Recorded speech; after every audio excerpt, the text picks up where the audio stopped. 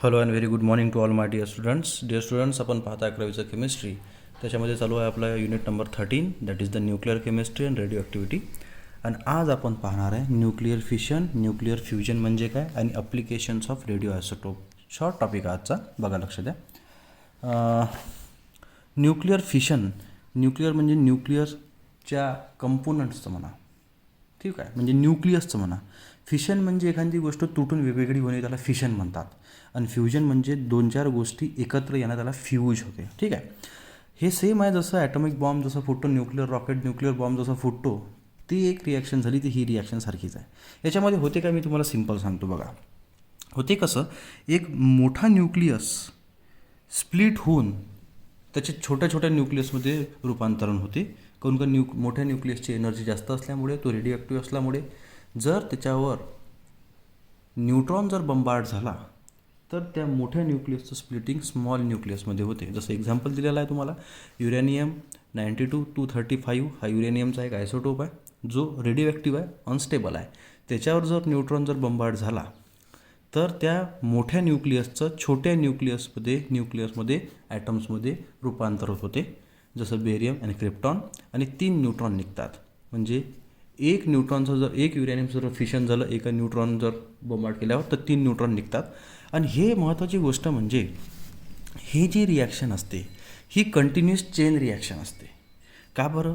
काहून का याच्यातून एक जर न्यूट्रॉन युरेनियम जर बंबार्ड झाला तर 3 न्यूट्रॉन निघतात. डबल हे 3 न्यूट्रॉन युरेनियमच्या 3 ॲटम्सला डबल फिशन करतात. डबल 3चे मग 9 तयार होतात. आणि हे नंबर ऑफ न्यूट्रॉन्स जेवढे जास्त वाढन तेवढं युरेनियमचं फिशन होत राहील. आणि फिशन होत असताना ट्रिमेंडस अमाऊंट ऑफ हीट म्हणजेच एनर्जी जनरेट होते. आणि हेच एनर्जी आपण एकतर डेंजरस एक्सप्लोजिव्ह विपन्स बनवण्यासाठी वापरू शकतो, किंवा पीस म्हणजे शांततेसाठी किंवा पॉवर सोर्स म्हणून आपण वापरू शकतो. हेच दिलेलं आहे. आणि एक लक्षात घ्या, ही एक जी प्रोसेस आहे, ही प्रोसेस वापरता ॲटॉमिक बॉम्बमध्ये किंवा न्यूक्लिअर रिॲक्टरमध्ये, जेणेकरून आपण न्यूक्लियसचं कन्व्हर्शन या रेडिओ ॲक्टिव्ह न्यूक्लियसपासून एनर्जी मिळवू शकतो. ठीक आहे, आपण का बरं ही एनर्जी वापरायला पाहिजे, का बरं एनर्जी जास्त वापरतो, किती एनर्जी निघते हे आपण पाहणारच आहे. जनरली काय बोललं जाते, 1 ग्रॅम जर युरेनियम जर असेल आणि त्याच्या फिशनपासून 2.278 × 10⁴ किलोवॅट पर हवर, म्हणजे ही की बोलण्यासाठी लिहिण्यासाठी तुम्हाला तरी लहान आकडे दिसत असेल, पण हे एवढी जास्त आहे का 1 ग्रॅम युरेनियम 3 टन म्हणजे 3000 किलो कोळसा जेवढा जळतो ना, तेवढी एनर्जी देऊ शकतो. हे साधी गोष्ट नाही. आणि एक लक्षात घ्या, ही रिॲक्शन कंटिन्युअस स्वतः चालू शकते. एकदा जर चालू केली तर म्हणजे ही अनकंट्रोल होऊन जाते. मग जर तो एक वेळा न्यूक्लिअर बॉम्ब जर का एक्सप्लोड झाला तर अनकंट्रोलेबल रिॲक्शन्स त्याच्यामध्ये घडतात आणि ट्रिमेंडस अमाऊंट ऑफ एनर्जी मिळते. जसं हिरोशिमा आणि नागासाकीमध्ये झालं होतं, सेम ही ती रिॲक्शन, आणि हा तो बॉम्ब बनला होता. ठीक आहे, आणि बोलल्यानंतर 200 मिलियन इलेक्ट्रॉन व्होल्ट एवढी एनर्जी निघते पर मिनिट, असं बोललेलं आहे. आता न्यूक्लिअर फ्युजन पाहू. न्यूक्लिअर फ्युजन म्हणजे जसं न्यूक्लिअर फिशनच्या टोटल विरुद्ध, जसं मोठ्या न्यूक्लियसचं छोट्या छोट्या न्यूक्लियसमध्ये कन्व्हर्शन होते, तसं न्यूक्लिअर फ्युजन म्हणजे छोट्या छोट्या न्यूक्लियस म्हणून मोठा न्यूक्लियस बनते. हे सेम न्यूक्लिअर फ्युजन नावाची एनर्जी और फ्युजन नावाची जी रिॲक्शन आहे, हे आपल्या सूर्यामध्ये घडते. म्हणून सूर्य आपल्याला खूप जास्त एनर्जी देतो. मग आता न्यूक्लिअर फ्युजन थ्रू जास्त एनर्जी घेऊ शकता का nuclear fission through? Obviously nuclear fusion through. पण ही रिॲक्शन अर्थवर पॉसिबल नाही. यासाठी तुम्हाला 10 लाख डिग्रीपर्यंत टेम्परेचर वाढवावं लागेल, तेव्हा कुठे न्यूक्लिअर फ्युजन सूर्यासारखी एनर्जी तयार होते. ठीक आहे, जनरल रिॲक्शन कशी रिप्रेझेंट केली जाते पहा.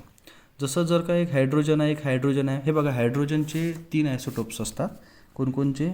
1H1 हा याला प्रोटियम म्हणतात, हा 1H2 हा ड्युटेरियम झाला, आणि 1H3 हा ट्रिटियम झाला. याच्यातला फक्त ट्रिटियमच रेडिओ ॲक्टिव्ह आहे. याच्यामध्ये नंबर ऑफ न्यूट्रॉन 0, याच्यामध्ये नंबर ऑफ न्यूट्रॉन 1, याच्यामध्ये नंबर ऑफ न्यूट्रॉन 2. ठीक आहे, जेव्हा म्हणजे सूर्यामध्ये नक्की होते काय, हायड्रोजनचं कन्व्हर्शन हिलियममध्ये होते आणि tremendous amount of heat generate होते, ज्या हीटमुळे पृथ्वीवरचं लाईफ हे सस्टेन आहे. आता ह्या नंबर ऑफ रिॲक्शन्स कशाही प्रकारे असू शकतात. 2 हायड्रोजन जर का ॲटम जर का कंबाईन झाले तर याच्यामध्ये ड्युटेरियम बनते, आणि सर्टन अमाऊंट ऑफ रेडिएशन्स बाहेर निघतात. जर का एक हायड्रोजन आणि एक ड्युटेरियम जर कंबाईन झाले तर 2 आणि 1 किती होते? 3, आणि 1 आणि 1 किती होते? तर 2. तर हा हिलियमचा एक आयसोटोपच झाला. आणि जबल हा जो एनियमचा आयसोटोप असे जर तयार झाले तर 3 आणि 3 किती झाले? 6, हे 4, आणि हा 2 हे 6, आणि हे 2 आणि 2 4, इथं 2 आणि हे 4, अशा प्रकारे हेलियम मिळते. म्हणजे सूर्यामध्ये जे एनर्जी तयार होऊन राहिली ती न्यूक्लिअर फ्युजन थ्रू होऊन राहिली. म्हणजे हायड्रोजनचं कन्व्हर्शन हेलियममध्ये होऊन राहिलं आणि tremendous amount of energy, million electron volts of energy तुम्हाला मिळून राहिली. ठीक आहे. म्हणजे जे एनर्जी सूर्य तयार करतो ती न्यूक्लिअर फ्युजन थ्रू तयार करतो.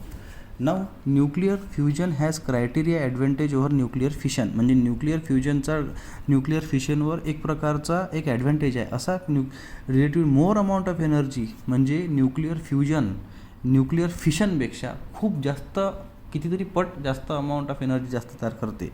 पण त्यासाठी त्याला 10⁸ केल्विन एवढं टेम्परेचर द्यावं लागेल, तेव्हा कुठं हे सगळी प्रोसेस घडत. एवढी टेम्परेचर अर्थवर पॉसिबल नाही. 50 डिग्री वाढलं तर आपल्याला खूप जास्त गरमी होते. काही लाख डिग्री जर वाढली तर काय होणार बघा. आता last topic, applications of radioisotope. आता हे रेडिओ आयसोटोपचं अप्लिकेशन काय बघा. Radiocarbon dating.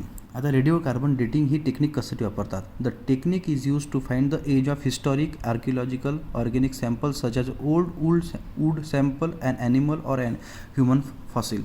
जर का एखादं ह्युमन फॉसिल भेटलं, जसं ममी भेटतात, जसं एखादं लाकूड भेटलं जे खूपच जास्त पुरातन काळातलं आहे, खूप जास्त जुन्या काळातला आहे, एखादा ओल्ड दगड मिळाला, रॉक मिळाला, तर त्याचं एज डिफाईन करण्यासाठी तुम्हाला हे रेडिओ डेटिंग टेक्निक वापरला होता.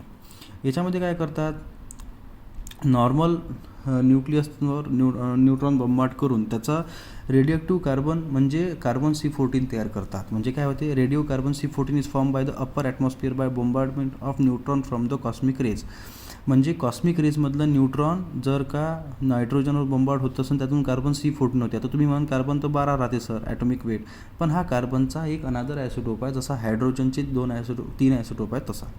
आता होते कसं, आता कार्बन तर सगळ्या गोष्टीचा एक बॅकबोन आहे. तर carbon C14 combined with atmospheric oxygen. म्हणजे हा काय करते, कार्बन ॲटमॉस्फेरिक ऑक्सिजनसोबत कंबाईन होते आणि त्या ॲटमॉस्फेरिक ऑक्सिजनसोबत कंबाईन झाल्यानंतर त्याचा C14 CO2 तयार होते. आता झाडं तर सगळे ॲब्झॉर्ब करणारच आहे कार्बन डायऑक्साईड, काहून का त्यांना अन्न बनवायचं आहे. त्यामुळे मग ॲनिमलसुद्धा काय करतात, ते झाडं खातात. काहून का कार्बन डायऑक्साईड जर नसेल तर झाडं स्वतःचं अन्न तयार करू शकत नाही. आणि म्हणून जसं झाडं स्वतःचे अन्न तयार करतात, तो हा जर त्यांनी जर का कार्बन C14 म्हणजे CO2 ज्याच्यामध्ये कार्बन हा 14 ॲटॉमिक वेटवाला आहे, हा जर काय त्यांनी ॲब्स्ट्रॅक्ट केला तर फोटोसिंथेसिस प्रक्रियेद्वारे जे अन्न तयार होते त्याच्यामध्ये सुद्धा हाच कार्बन चालला जातो C14वाला C12पेक्षा. म्हणजे काही लाखामध्ये 2-4 फक्त ॲटम्स राहतात त्याचे, बाकी जास्त नाही.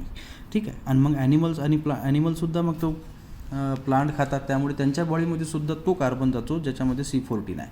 आता मग हे गेल्यानंतर काय, मग आता जसा त्याच्या बॉडीमध्ये जातो तर ह्या C14चा हाफ लाईफ आहे 5730 इयर्स. म्हणजे अर्ध संपण्यासाठी त्याचं न्यूक्लिअर फिशन आपण त्याचं एक प्रकारे त्या कार्बन C14च्या न्यूक्लियसमधून एक प्रकारे एनर्जी बाहेर निघू राहिली.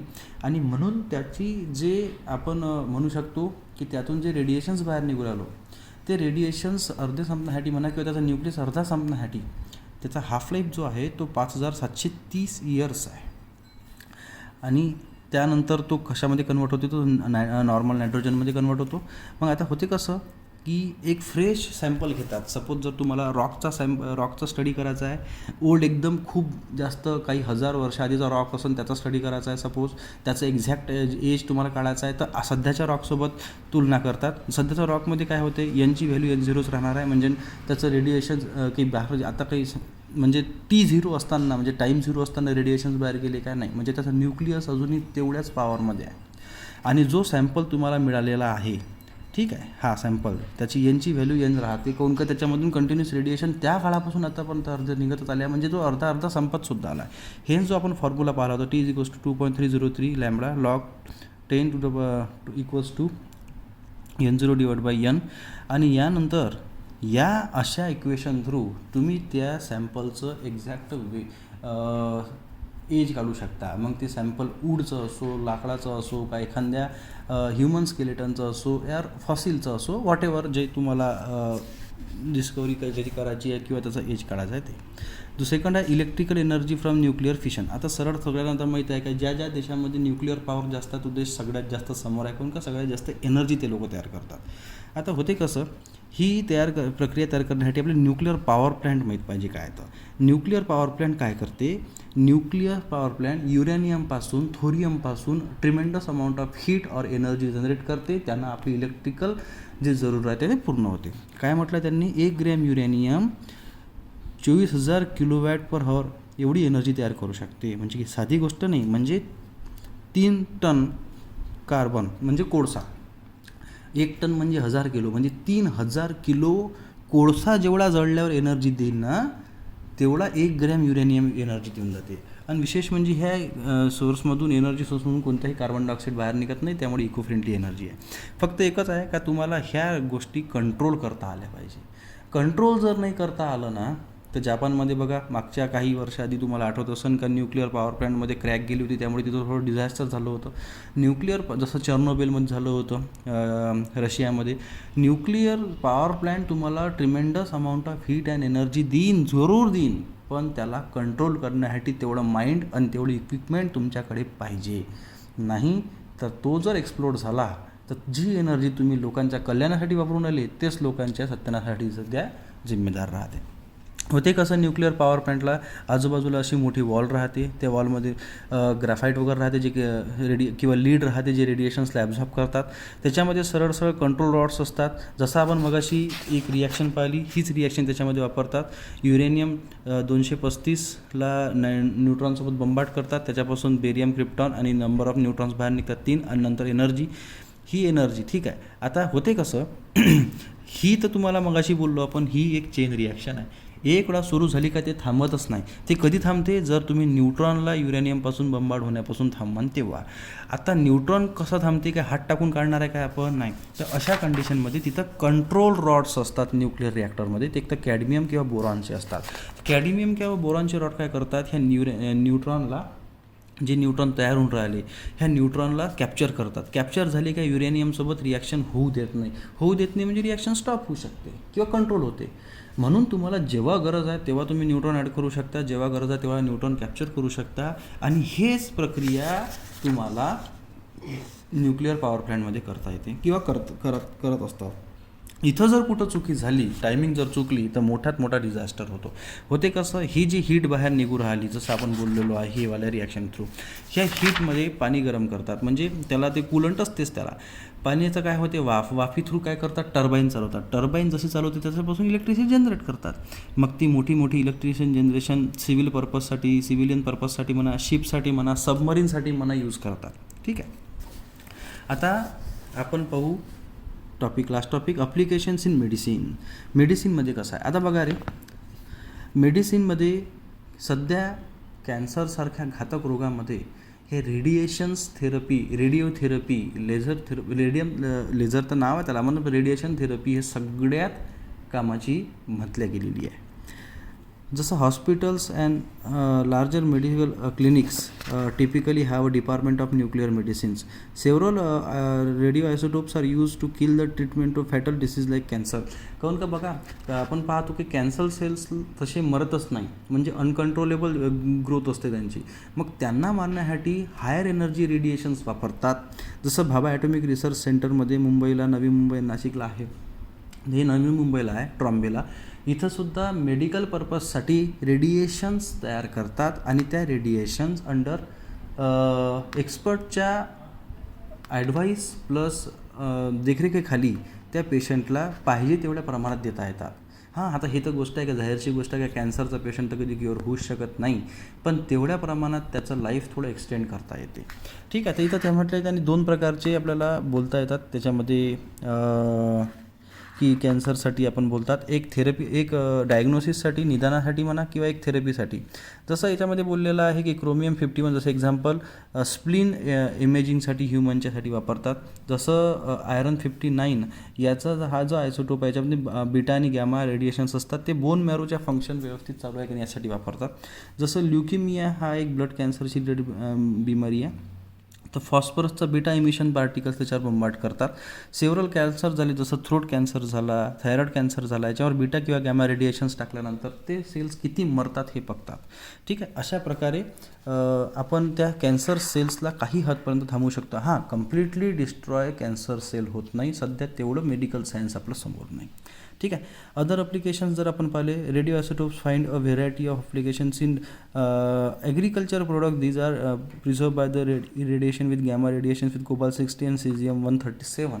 म्हणजे काही ॲग्रिकल्चरचे जे प्रोडक्ट आहेत ते प्रिझर्व करण्यासाठी सुद्धा त्याच्यावर रेडिएशन थेरपी वापरतात असं म्हटलेलं आहे. Another application of radiotracer technique is where one or more atoms of a chemical compound are replaced by a radionuclide to trace the path. म्हणजे नॉर्मल जर एखादा मॉलिक्यूल असेल त्याच्यातले काही ॲटम्स हे रेडिओ ॲक्टिव्ह ॲटम्सनी रिप्लेस करतात आणि त्यांचा पाथ म्हणजे रस्ता स्टडी करतात, कोणत्या वेनं तो चालला आणि त्यानुसार त्याचा कम्प्लीट स्टडी आपल्याला होतो.